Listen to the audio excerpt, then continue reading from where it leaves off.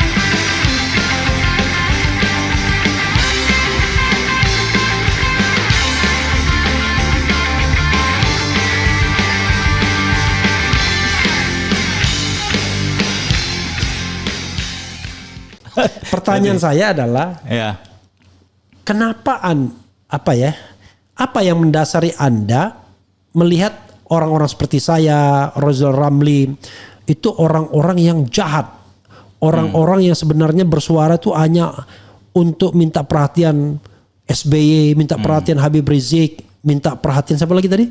Cendana gitu. Prabowo. Kalau terhadap saya, Anda berpikir nggak kalau saya misalnya anak buahnya Habib Rizik atau anak buahnya SBY atau anak buahnya siapa tadi? Anak buahnya Prabowo, Habib Rizik dan SBY. Dan Jokowi. Jokowi mau ngambil simpati Jokowi. Oh, ada juga mengambil simpati Jokowi? Enggak, ya saya anggap kadang-kadang gitu supaya ngeritik supaya untuk diangkat. Oke. Jadi Anda berpikir begitu gitu ya? Ya, waktu itu Bang. Nggak apa-apa, itu kan itu. Iya. Tapi kan sebagian ada yang terbukti benar. Waktu itu kan sebagian terbukti benar. Ya kan di lobi diajak makan di rumah makan Makjum Jogja terus jadi menteri kan. Walaupun cuman dalam Fadlizon nggak salah dong, dari dulu dia memang pengekornya Prabowo kan. Makanya saya bilang tadi kalau untuk akademisi kayak Abang itu sebetulnya saya diam-diam juga ngasih hormat tentunya. Iyalah, kayak Profesor Jimli juga itu. Enggak, kalau saya itu begini ya, memang fitnah yang terbesar itu adalah jabatan. Makanya kemudian saya bilang sampai 2029 saya tidak akan terima jabatan apapun. Karena ketika kita mengkritik, bayangkan saya diundang saja oleh Menhan sebagai ketua harian DPN. Wah, sudah mulai muncul fitnahnya. Wah, ini Refli Harun kemarin wartawan ngeledek saya, ini mau jadi komisaris lagi ya. Saya bilang jangan kan komisaris, jadi menteri aja saya menolak, saya bilang kan. Artinya bukan berarti saya ditawarin, enggak. Karena saya sudah menutup pintu itu ketika tim Prabowo mau memasukkan saya sebagai tim sukses mereka atau tim kampanye mereka di tahun 2023 awal. Jadi pada waktu itu bulan puasa dan habis puasa. Saya udah menutup pintu kepada mereka karena mereka dekat sama Jokowi. Masalahnya kan begitu. Bagi saya di endorse Jokowi, apalagi wakil presidennya Gibran, secara moral standing void, sudah batal. Saya tidak habis pikir kalau orang mempersatukan moral, kemudian mau bisa mempersatukan Jokowi Gibran dengan Jokowi. Tapi kalau mereka mengatakan ini bukan moral standing, ini adalah strategi politik, kita hormati kan? Oke. Tapi kalau dibilang moral standing, wah nggak bisa. Gitu. Oke, teruskan. Apa yang Anda ingin sampaikan lagi? Silakan. Ya, maka dari itu untuk pemerintahan sekarang kita ingin melihat Pak Prabowo ini kesungguhannya. Beliau benar-benar independen gitu atau masih disetir Jokowi. Ini harus ada keseriusan. Harus ditunjukkan benar-benar Pak Prabowo sekarang ini. Karena saya ngelihat kok masih kelihatan ngekor terus ke Jokowi. Jangan-jangan ketipu sama kita. Pak Prabowo juga kan sudah beberapa kali ketipu sama Jokowi juga kan. Mulai di Pilpres 2014, 2019 gitu kan. Nah, masa nggak sadar dengan itu, Bang? Bahkan Pak Hasyim Joyadikusumo juga sudah mengeluarkan dana besar untuk Jokowi waktu itu. Cukup jadi gubernur Jakarta, tapi malah jegal Prabowo 2014-2015. Tapi kan Prabowo mendapatkan manfaat juga dari Jokowi, diangkat sebagai Menteri Pertahanan di 2019 dan di 2024 karena didukung jadi pilpres, jadi presiden. Jokowi sangat paham, Pak Prabowo juga punya kekuatan pendukung yang dahsyat juga, itu nggak bisa diremehkan. Jadi gitu. saling menunggangi. Iya, dan Jokowi sepertinya juga sudah ada itikat buruk mau berkhianat ke Bu Mega kan. Dia nggak harus punya teman koalisi partai politik, tokoh figur-figur politik yang kuat gitu ya. Nah, karena itu dia mulai ke Prabowo dan sekalian nitip anaknya itu kan. Ya kan gitu. Sekalian nitip anaknya. Ini Prabowo yang menginginkan Gibran atau Jokowi yang menginginkan Gibran berpasangan sama Prabowo? Saya lihat dua-duanya. Jadi Dua-duanya. Prabowo punya hitung-hitungan politik saat itu, kalau nggak menyatu sama kekuatan Jokowi, maka beliau bisa kalah karena kubunya Jokowi akan gabung sama Ganjar kan, sama PDIP gitu. Nah, itu sangat ditakutin banget. Sekarang gitu. saya tanya, menurut Anda, Prabowo Jokowi juga merasa perlu untuk melanjutkan dinasti politiknya melalui Gibran dengan Prabowo. Ini saya bicara seandai-andai walaupun tidak relevan lagi. Andai Jokowi dukung Ganjar kemarin itu, Anda masih protes sama Jokowi atau enggak? Dilihat dulu kalau iya dong. Tapi kalau ngelihat perilaku politik Jokowi yang kayak demikian, dukung Ganjar tapi kemudian mencoba nyetir Ganjar, ya pasti akan saya lawan. Karena itu sumber masalahnya kan, saya bilang tadi di postingan saya yang terbaru itu.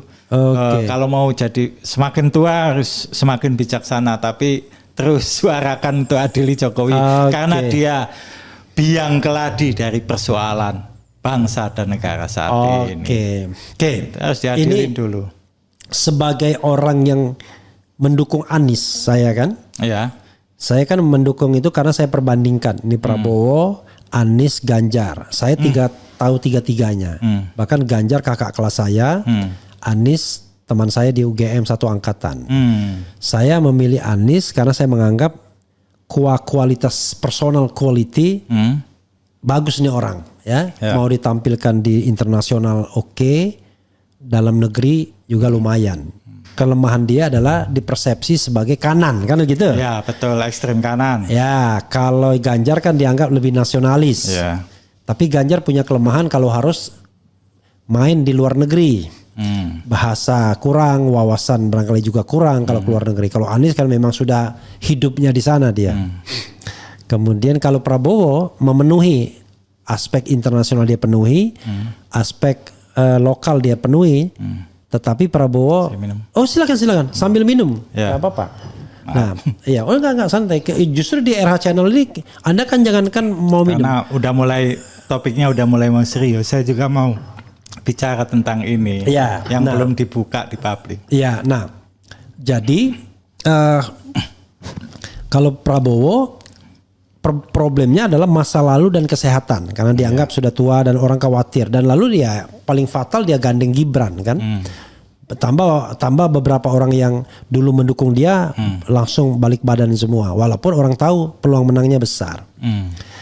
Nah, kenapa Anda kemudian memilih mendukung Ganjar padahal saya lihat Anda bukan PDIP juga? Silakan.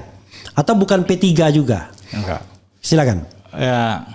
Dan kalau Anda menganggap ini topik serius, tolong eksplorasi sebanyak-banyaknya dan saya mau diam. Oke, silakan. Saya mau diam nih ya. Iya. Oke.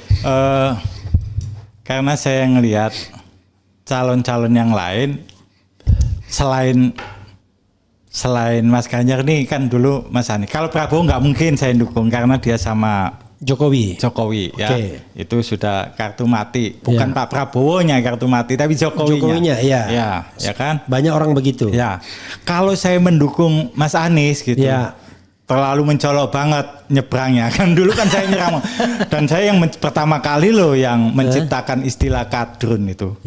Kadal gurun itu saya yang pertama kali itu untuk melabeli. Yakin Anda kadrun pertama kali Anda ya? Iya, yakin. Itu dulu saya bola-balik nulis di medsos. Juga bikin ini pencipta kadrun. Silakan ada yang bisa, kalau ada yang bisa mendebat saya tantang bolak-balik di Facebook. Saya pertama kali, saya ingat itu waktu itu di Terminal Subang saya nunggu bis tahun berapa itu 2000 berapa ya, pokoknya menjelang Pilpres kedua gitu. Itu saya tulis kadrun gitu, kadal gurun disingkat kadrun gitu. Jadi kalau saya ke sana terlalu nyolok gitu. Akhirnya mau nggak mau saya dukung Mas Ganjar karena ketepatan waktu itu PDIP juga punya visi siapa yang sama dengan saya untuk ngadepin Jokowi. Makanya kan saya jadi bersahabat sama Mas Hasto waktu itu. Itu mulai saya terus terang aja saya dekat sama Mas Hasto itu dari sana. Karena ketika Anda dukung Ganjar, Hasto dekat langsung. Sebetulnya bukan karena dukung Ganjarnya mungkin ya, tapi karena serangan saya ke Jokowi semakin intensif dan saya kan mungkin dikategorikan bukan kelompok ekstrem kanan kan. Musuh dari musuhmu adalah teman saya. Iya, gitu. Jadi ini dianggap kubu nasionalis yang muncul menyerang siapa Jokowi dan itu kan bukan hanya saya, kemudian diikutin Denny Siregar, Rudy Kambri, kan, Islah Barawi, kita semuanya dulu kan dukung Jokowi. Tapi kemudian berbalik gitu kan. Nah, karena di situ terus akhirnya Islah Barawi itu juga suka ngeritik saya, Denny Siregar juga mengkritik saya, Rudy Kambri juga pengkritik saya gitu. Tetapi tidak untuk menjelang Pilgub DKI Jakarta 2024 kemarin. Itu saya entah kenapa saya kok punya kesamaan sepertinya pikiran sama Mas Hasto. Jadi gini, Hasto Kristianto. Kalau kita ini saling benturan terus kanan kiri atau manalah inilah istilahnya apa gitu, pokoknya oposisi ini benturan terus, kita kalah terus, minoritas terus gitu. Dan saya juga sadar bahwa selama ini kita ini diadu domba aja sama Jokowi untuk bergaining politik dia. Pertama kita diadu dengan kelompok kanan ekstrem kanan kan, terus kemudian menjalar kan, sekarang bahkan dulu cebong sama ibu, sekarang kita berantem juga kan. Nah, dan sana sini terus. Jadi, kalau kita nggak bersatu, maka kita akan jadi minoritas terus, kalah terus kita. Harus gabung.